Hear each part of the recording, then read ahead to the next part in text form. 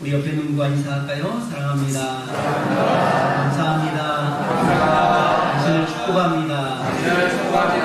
당신은 축복의 통로입니다. 나도 축복의 통로입니다. 자기 이름 밝히시고요. 축복의 통로입니다. 사랑하는 여러분, 한 주 동안 잘 지내셨나요? 우리 주위에 많은 분들이 확진이 되기도 하고, 또 우리 교회는 없지만 어떤 분들은 세상을 떠나기도 하고, 어떤 분은 후유증으로 인해서 고생도 하고, 뿐 아니라 경제적인 어려움, 사회적인 어려움, 여러 가지 또 사람과의 갈등 속에서 힘들어하는 분이 참 많습니다. 그렇지만 이 모든 것 가운데 역사하신 분은 하나님이심을 저는 믿습니다. 그리고 우리에게 평안을 주신 분이 하나님이심을 믿습니다. 예수님께서는 이 땅에 죄로 말미암아 죽어가는 수많은 영혼을 구원하고자, 또 죄의 문제로 인해서 갈등하는 많은 사람들 가운데서 화평을 이루기 위해서, 무엇보다도 하나님과 인간 사이에 쌓여진 이 담들을 무너뜨리고 화평을 이루기 위해서 오신 분이 예수님이심을 믿습니다. 그래서 오늘 저는 대제사장이신 예수님의 기도라는 이 제목을 가지고 요한복음 17장 1절에서 17절의 말씀을 중심으로 해서 말씀을 나누기로 합니다. 요한복음 14장부터 17장은 예수님의 고별 설교라고 말합니다. 다시 말해서 유언과 같은 그런 설교입니다. 이것을 일명 다락방 설교라고 이렇게 말하고 있는데, 제자들을 향하신 예수님의 유언과 같은 설교의 내용입니다. 그 중에서 마지막 17장은 예수님의 기도의 부분입니다. 그래서 예수님께서는 기도를 어떻게 하셨는가? 라고 하는 것에 대한 것을 살펴보기 원합니다. 주기도문이 예수님께서 우리에게 가르쳐 주시는 기도라고 한다면, 여기 17장의 기도는 예수님께서 직접 하나님께 드린 대제사장의 기도입니다.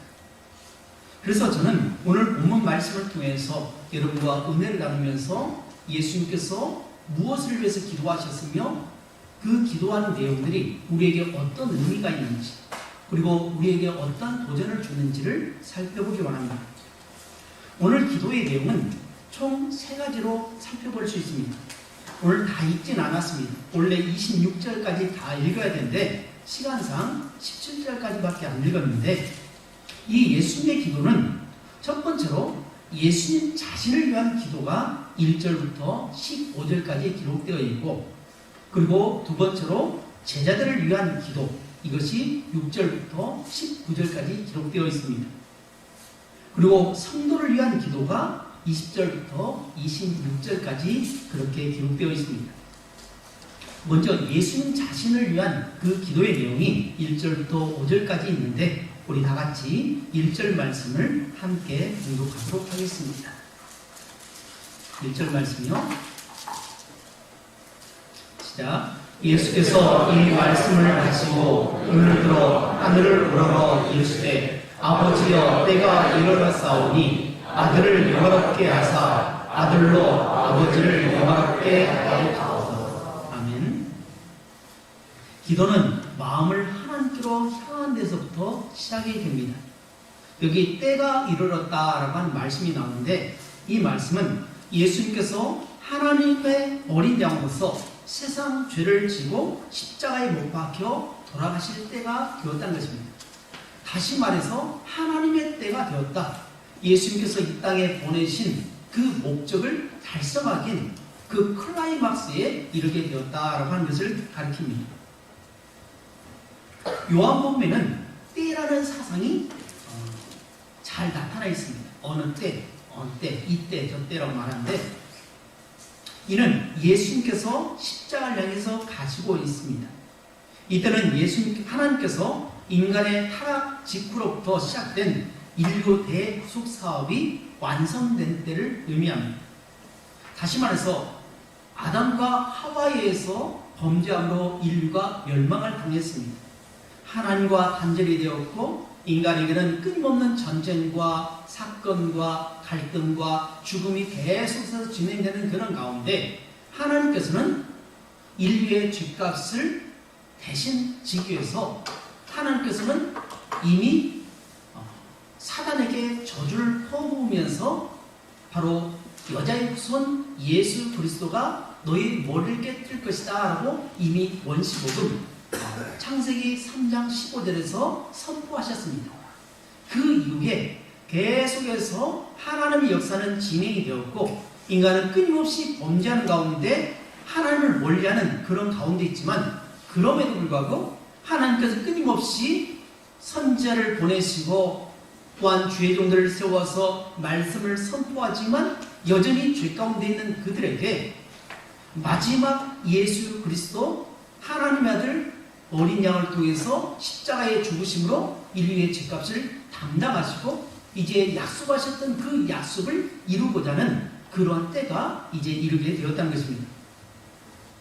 그러나 이때는 인간적으로 생각하면 예수님의 생애에 있어서 가장 고통스럽고 가장 슬프고 가장 절망적인 상황입니다.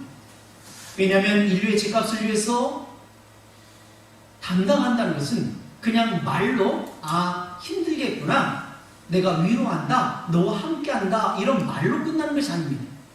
바로 예수님께서 수치스러운 십자가를 지심으로 발명해서 그 십자가의 죽으심을 통해서 인류의 죄값을 져야 하는 아주 막중한 책임이고 또한 여기에 따른 예수님의 죽음이 공간이 되기 때문에 그렇다는 거죠. 우리들도 누군가를 위해서 희생한다는 것은 그냥 말로 하는 것이 아니죠. 정말 그 사람의 마음에 그 사람의 입장에 서서 그들과 함께 고통을 당하고 그들과 함께 그것을 겪어갈 때에 비로소 공감대가 이루어지는 것처럼 예수님께서는 말씀으로만 끝난 것이 아니라 자기의 목숨을 다해서 하나님의 뜻을 이루어가고 이것이 바로 하나님께서 인류를 위한 하나의 계획이었습니다. 그때가 이제 바로 이때라는 것입니다. 아들을 영원하게 하사 아들로 아버지를 영원하게 하옵소서라고 말씀합니다. 여기서 예수님은 자신의 죽으심을 통해서 하나님의 영광을 드러내기를 간절히 기도하셨습니다.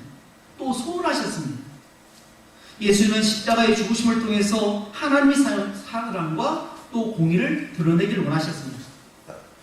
당시 십자가의 고통과 저주와 수치는 상징입니다.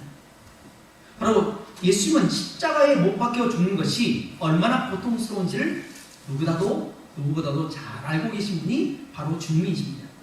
또한 십자가에 못 박혀 죽는 것이 얼마나 수치스러운 것인지를 잘 알고 계셨습니다.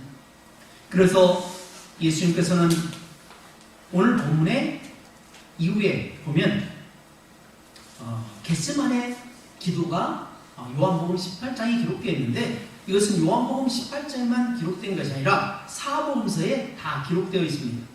마태복음 26장 36절에서 56절에 그리고 마가복음 14장 32절에서 52절에도 기록되어 있고 누가복음 22장 39절에서 53절 그리고 오늘 본문 다음에 요한복음 18장 1절에서 11절에 함께 기록되어 있습니다. 이거를 가리켜서 겟세마네 기도라고 하는데 예수님께서 간절히 기도하실 때 얼마나 뜨겁게 그리고 간절히 기도하셨더니 땀방울이 핏방울이 되도록 그렇게 고통 가운데 기도하셨다는 것입니다. 인간의 몸을 입고 이 땅에 오신 예수님은 우리와 같은 고통을 아시는 분입니다. 그래서 우리가 기도할 때 하나님 내가 아파합니다. 하나님 갈등 가운데 있습니다. 하나님 이 문제를 어떻게 해야 됩니까? 라고 할 때에 우리 예수님은 우리와 똑같은 인간 몸을 입고 오신 분이기 때문에 우리의 같이 감정과 모든 것을 고통을 아신 분이 바로 예수님입니다. 그래서 우리가 기도하면 기도하는 그것을 예수님은 다 알고 우리에게 응답해 주신 것입니다. 그래서 예수님도 인간의 몸을 입고 오셨기 때문에 할 수만 있으면 이 잔을 내게서 옮기시옵소서. 이 잔을 내게서 옮기시옵소서라고 말합니다. 왜냐하면 이것은 마셔야 하는 것입니다. 이것은 들이켜야 하는 것입니다. 우리가 가끔 사극을 보게 되면 왕의 어명이 떨어집니다. 왕의 어명이 떨어지면 어떻게 하냐? 귀향을 갔던 그 사람이 마지막 사역을 받고 그 사역을 받으면서 어떻게 합니까? 먼저 왕이 있는 곳을 향해서 절을 합니다. 그리고 나는 비록 이것으로 끝나지만 그러나 만수마하옵소서 성은이 망극하옵나이다 라고 하면서 그렇게 절을 하고 사약을 마신 것을 보게 됩니다. 마찬가지로 하나님의 뜻이 이 땅에 이루어지기 위해서는 반드시 십자가의 형틀에 매달려야 되고 죽임을 당하는 것이 예수님의 사명입니다. 할 수만 있으면 이 고통에서 벗어나고 싶다는 것이 예수님의 인성을 갖는 그런 모습입니다. 그렇지만 예수님께서는 어떻게 기도하십니까? 그러나 나의 뜻대로 하지 마옵시고 아버지의 뜻대로 이루어지기를 원하옵나이다 라고 그렇게 기도하셨습니다. 그래서 육적인 인간과 또 영적인 인간 사이에서 갈등하는 모습이 예수님 안에서 똑같이 일어나는 것을 보여준다는 겁니다. 그만큼 고통스러운 이 십자가를 지신다는 것은 쉽지 않는 일입니다. 예수님께서 만약 이 구속사의 역사를 위해서 하나님의 어린 양으로서 십자가에 못 박혀 죽지 않는다면 우리에게는 희망이 없는 겁니다.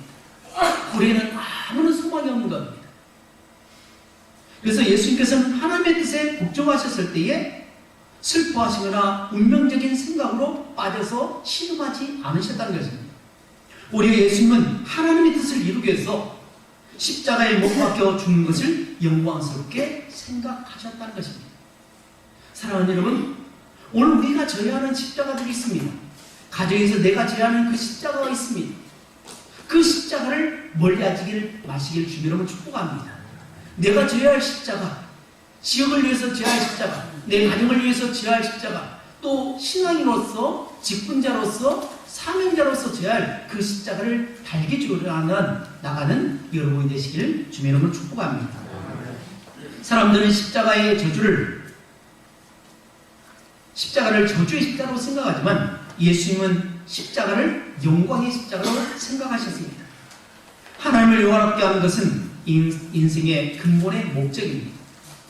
기독교 효율의 문답 제1문에 보면 이렇게 말합니다. 사람의 제일 되는 목적은 하나님을 영화롭게 하는 것과 영원토록 그를 즐거워하는 것이다. 사람이 하나님의 영광을 구하는 대신 자기 영광을 위해서 살 때는 비참해지기 시작합니다.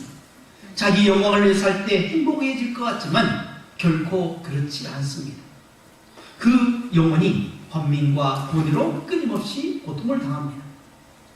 그러나 하나님의 영광을 위해서 살면 순수하고 겸손해지고 심령의 참 평화와 기쁨이 누려집니다.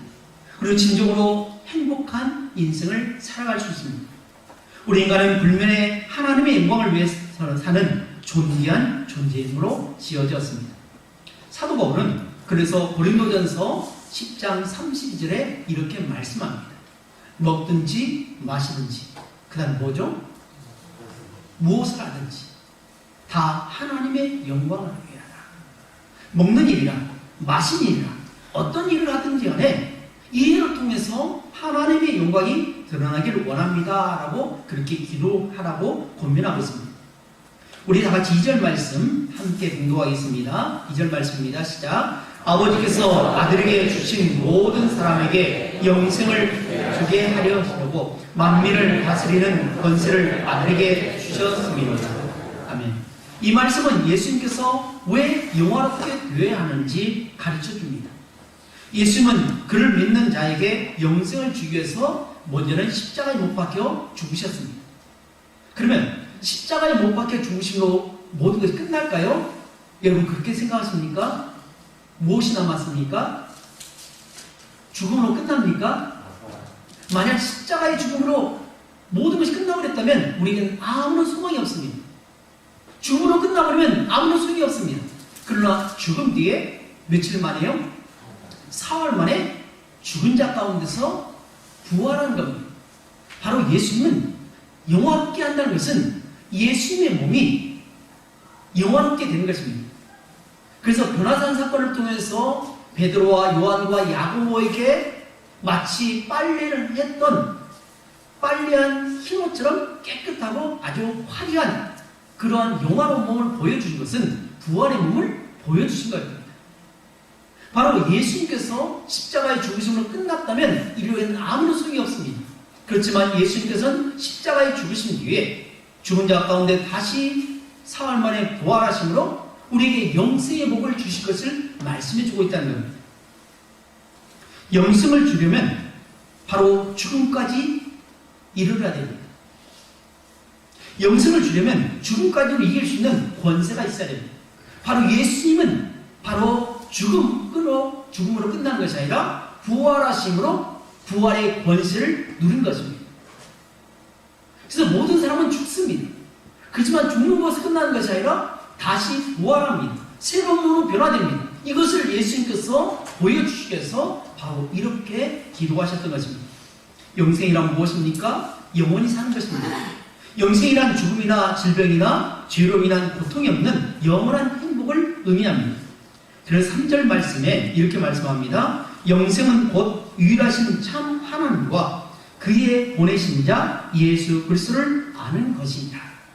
바로 영생이란 유일하신 참 하나님이신 하나님을 아는 것이고 또 그가 보내신 자 예수 그리스도를 아는 것입니다. 죽음이란 하나님과 분리된 것입니다. 아담과 하와가 선악과를 먹는 순간 죽음에 이르렀습니다. 이 죽음에 일어났다는 건 꽥 하고 그 자리에 죽는 것이 아니라 계속해서 죽어가는 것입니다. 화분에 꽃병이 있습니다. 그 꽃병에 꽃을 꺾어서 꽂아놓으면 그 꽃은 살아있습니까? 죽은 꽃입니까? 죽은 꽃입니까? 살아있습니까? 애매모호합니까?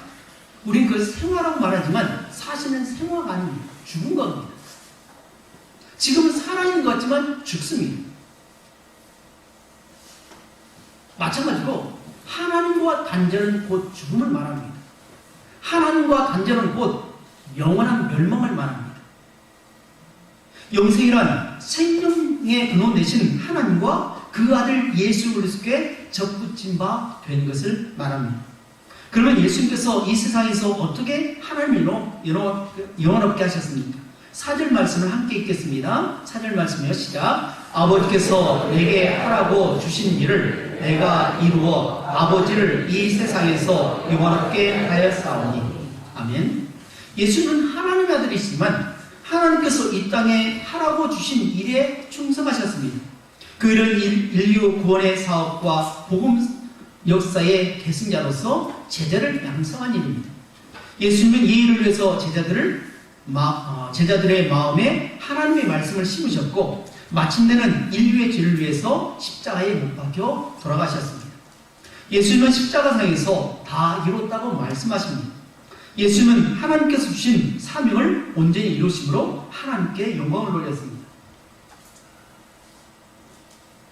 우리가 어떻게 하나님을 영원롭게 할 수 있습니까? 우리가 하나님을 영원롭게 하려면 하나님께서 내게 맡겨주신 사명에 충성을 다하는 것입니다. 하나님께서 우리를 이 땅에 보내실 때는 각자에게 주신 사명들이 있습니다. 어떤 사람은 말씀을 전하는 사명이 있고 어떤 사람은 누구를 돕는 사명이 있고 누군가는 병원에서 열심히 병을 고치는 사명이 있고 누군가는 가르치는 사명이 있고 누군가는 저기 해외에 나와서 복음을 전하는 선교사의 사명이 있습니다. 이뿐일까요? 우리는 각자가 맡겨진 사명이 있다는 거죠. 가정에서, 직장에서, 사업장에서 우리 일터에서 각자에 맡겨진 사명이 있다는 것입니다. 하나님 일은 죄로 말미암아 죽어가는 사람의 생명을 살리는 일입니다. 우리는 어떤 형편 가운데도 하나님 일을 해야 됩니다. 우리는 어떤 형편 가운데도 먼저 그의 나라와 그의 의를 구하시길 주님의 이름으로 축복합니다. 두 번째로 예수님께서는 제자들을 위해서 중보 기도하셨습니다. 6절부터 19절까지 내용인데요.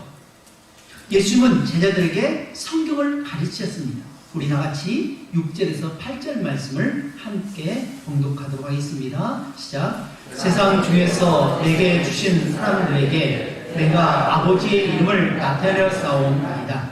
그들은 아버지의 것이었는데 내게 주셨으며 그들은 아버지의 말씀을 지켰나이다. 지금 그들은 아버지께서 내게 주신 것이 다 아버지로부터 온 것인 줄 알았나이다. 나는 아버지께서 내게 주신 말씀들을 그들에게 주셨사오며 그들은 이것을 받고 내가 아버지께로부터 나온 줄을 참으로 아오며 아버지께서 나를 보내신 줄로 믿었사옵나이다. 아멘. 오늘날도 우리가 해야 할 일은 사람의 마음에 하나님의 이름을 심는 일입니다. 우리가 성경을 알고 묵상하며 공부하다 보면 하나님은 거룩하시고 전능하시고 공의로운 분임을 알게 됩니다.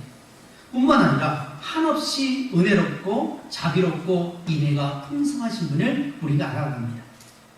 무엇보다도 하나님은 독생자도 아끼지 않으시고 우리 죄인들을 위해서 내어주신 사랑의 하나님이십니다. 우리는 성경을 통해서 사람들의 마음에 자리 잡고 있는 모든 헛된 우상들을 제거해야 되고 영광스러운 하나님의 이름을 심어야 합니다. 예수님은 제자들에게 하나님의 이름을 나타내기 위해서 하나님의 말씀을 심고 또 말씀에 순종하도록 하셨습니다. 예수님은 제자들에게 때를 얻든지 못 얻든지 쉼없이 하나님의 말씀을 가르칩니다. 그래서 오늘날에도 가정에서 아이들에게 복음의 말씀을 가르칩니다. 또 교회 학교에서 말씀을 가르칩니다. 목사도 역시 성도들에게 하나님의 말씀을 가르칩니다. 여기서 끝나면 안 된다는 겁니다. 내가 알고 있는 하나님을 알지 못한 사람에게 알려주어야 됩니다. 알지 못한 사람에게, 깨닫지 못한 사람에게 알려주기 위해서 어떻게 하냐? 그 사람들이 쉽게 알 수 있도록, 그 사람들의 마음을 열도록 어떻게 하냐? 우리는 그들을 섬기는 겁니다. 낮은 자세로 섬길 때에 그들이 우리의 마음을 듣습니다. 만약 우리가 높은 마음을 가지고, 경직된 마음을 가지고 그들과 대립하면서 그들에게 복음을 전한다면 그들은 복음을 받아들이지 않을 겁니다. 그러나 우리가 낮은 자세로 우리가 잘못한 것도 없는데 그들을 잘 섬기고 그들을 위로하고 그들이 필요한 것들을 공급하며 살아간다면 그들이 우리의 마음을 듣게 될 것입니다. 이것은 마치 딱딱한 땅을 기경하는 것과 같습니다. 지금 이곳저곳에서 트랙터를 가지고 경기를 가지고 바인더를 가지고 땅을 가는 모습을 봅니다. 왜 땅을 갑니까? 땅을 갈아야 그 땅에 무언가를 심었을 때에 그것이 잘 자랄 수 있는 여건을 만들기 위함입니다. 마찬가지로 오늘 저와 여러분이 해야 할 일은 바로 복음을 전하는 일인데 이것이 바로 하나님께서 하신 일입니다. 예수님께서 하신 일이라는 것입니다. 예수님께서는 집에서나 길에서나 들에서나 바닷가에서나 식사하실 때나 틈난 대로 하나님의 말씀을 가르치셨습니다. 예수님은 제자들을 또한 귀하게 여기셨습니다. 우리 다 같이 9절 10절 말씀 함께 공독하도록 하겠습니다. 시작. 내가 그들을 위하여 비옵나니 내가 비옵는 것은 세상을 위함이 아니요 내게 주신 자들 위함이니이다. 그들은 아버지의 것이로소이다. 내 것은 다 아버지의 것이요 아버지의 것은 내 것이로는데 내가 그들로 말미암아 영광을 받았나이다. 아멘. 그들은 아버지의 것이로소이다 라고 하면서 말씀하셨습니다. 이 말씀에서 우리는 예수님께서 제자들을 얼마나 귀한 사람으로 여겼는지 알 수 있습니다. 복음서를 볼 때 제자들은 사랑스럽게 대하시는 예수님의 모습을 봅니다. 근데 사실 이들은 아주 지식 있는 사람이 아닙니다. 태어났을 때부터 평생을 고기 잡는 일에 전념하다 보니 공부한 일에 아무래도 등한시할 수밖에 없고 험한 일을 하다 보니 그들은 공부에 대해서는 좀 멀리했던 그런 사람들입니다. 지식적으로 약간 부족하고 또 여러 가지 부족한 부분이 많았지만 예수님은 그들을 멸시한 적이 전혀 없습니다. 또한 그들 가운데는 심지어는 예수님을 은 30에 팔아넘긴 가롯 유다도 있었습니다. 그렇지만 가롯 유다마저도 그를 경시하지 않으셨습니다. 예수님은 착한 자들을 무시하지 않고 그들을 귀하게 여기셨습니다. 그리고 그들을 존경과 사랑으로 대하시고 겸손과 어리로 섬기셨습니다. 제자들은 예수님에 있어서 영광이었고 기쁨이었고 소망이었고 멸류관입니다. 사랑하는 여러분, 그렇다면 오늘 우리는 어떻습니까? 나와 함께 한 밥상에서 함께 음식을 먹는 내 아내와 남편, 자녀들, 부모를 위해서, 또한 오늘 만나는 우리 성도를 향해서, 또 우리 친척들을 우리는 과연 어떻게 대합니까? 못 배웠다고, 잘 모른다고, 무식하다고 그렇게 경멸하지는 않았습니까? 혹시 우리가 말로 함부로 업신여긴 적은 없습니까? 혹은 말로는 하지 않았지만 내 마음속에서 저 사람은 아니야 라고 하면서 무시한 적은 혹시 없습니까? 그렇게 하지 말라고 예수님께서 오늘 우리에게 경고하고 있는 것입니다. 창세기 2장 23절의 고백의 말씀입니다. 아담이 이르되 이는 내 뼈 중에 뼈요 살 중에 살이라. 이것을 남자에게서 취하였은즉 여자라 부르리라 하니라. 여기 보면 이것을 하나로 말하면 너는 나다, 나는 너다. 왜냐하면 내 뼈에서, 내 갈비뼈에서 나왔기 때문에 나온 당신이 바로 나와 같은 똑같은 사람입니다. 그래서 우리가 예배 전에 항상 사랑합니다, 감사합니다, 당신을 축복합니다, 당신은 축복의 통로이라고 말하는 것이 바로 이 아담과 하와의 고백이라는 것입니다. 예수님은 제자들이 하나대로 기도하셨습니다. 우리 11절 말씀 함께 봉독하겠습니다. 시작. 나는 세상에 더 있지 아니하오나 그들은 세상에 있사옵고 나는 아버지께로 가옵나니 거룩하신 아버지여 내게 주신 아버지의 이름으로 그들을 보존하사 우리와 같이 그들도 하나 되게 하옵소서. 아멘. 예수님께서 십자가에 못 박혀 죽으시고 어떤 일이 일어나겠습니까? 제자들이 와야 될 것입니다. 예수님 계실 때는 예수님 중심으로 서로 하나 되었습니다. 그런데 예수님께서 가룟 유다를 통해서 팔리게 되는 거죠. 그리고 결국 사망에 이르게 됩니다. 그러면 제자들 사이에 어떤 일이 일어나니까 누구 탓이냐? 누구가 잘못했냐? 너희들이 지키지 않았기 때문에 바로 네 탓이다, 내 탓이다 하면서 서로 갈등하게 될 것입니다. 그래서 예수님께서는 그들이 하나 될 수 있도록 기도하셨던 것입니다. 사랑하는 여러분, 저는 여러분이 서로 마음이 하나 되기를 주님의 이름으로 축복합니다. 내 마음으로 하나 되는 것이 아니라 예수님의 마음으로, 예수님의 사랑으로 서로 하나 되기를 주님의 이름으로 축복합니다. 그리고 예수님은 제자들이 악에 빠지지 않도록 보존해 주시기 위해서 기도했습니다. 10절부터 26절까지 보면 예수님은 제자들과 함께 있을 때 그들을 아버지의 이름으로 보존되길 지켜주기를 바랬습니다.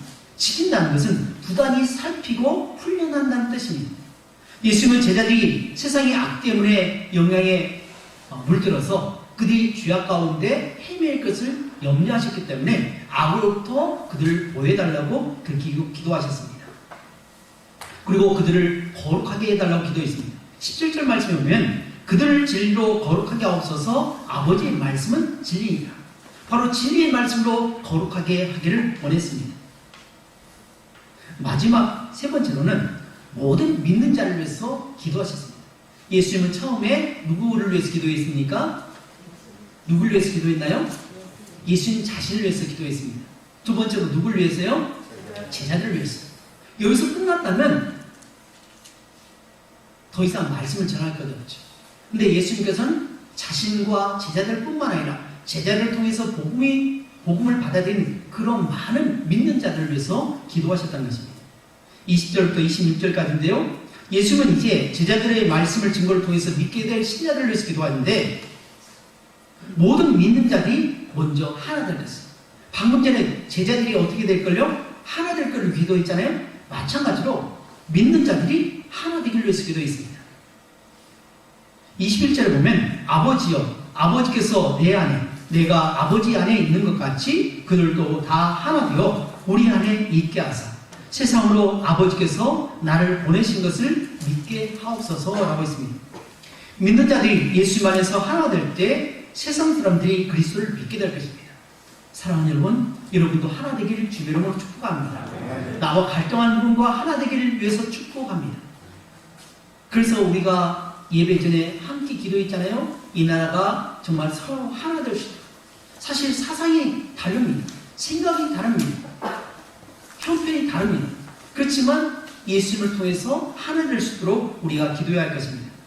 예수님은 모든 신자들이 그의 영광에 참여하기를 원했습니다. 그의 영광이 무엇입니까? 하나님의 영광입니다. 예수님은 모든 믿는 자들이 이 세상에서 순례길을 끝난 후에 하나님 나라에서 예수님과 함께 있어서 그의 영광을 누리기를 원했습니다. 다시 말해서 모든 믿는 자들이, 모든 사람들이 예수 믿고 구원받기를 원하신 것입니다. 이제 말씀을 맺기 원합니다. 오늘 대제사장이신 예수님께서 기도하신 내용은 총 3가지로 나눌 수 있습니다. 첫 번째로 예수님 자신을 위한 기도가 1절부터 5절까지 기도이고, 그 다음에 두 번째로 제자들을 위한 기도가 6절부터 19절까지입니다. 그리고 마지막으로 성도를 위한 기도가 20절부터 26절까지입니다. 그래서 오늘 우리들도 먼저 하나님 나라와 그의 의를 구하고, 또한 우리 자신을 위해서 서로 기도해주고, 또 믿지 않는 사람들이나 믿는 사람들 모두 하나 될 수 있도록 함께 기도하는 우리 모든 성도님 되시기를 주님의 이름으로 축복합니다. 기도하겠습니다.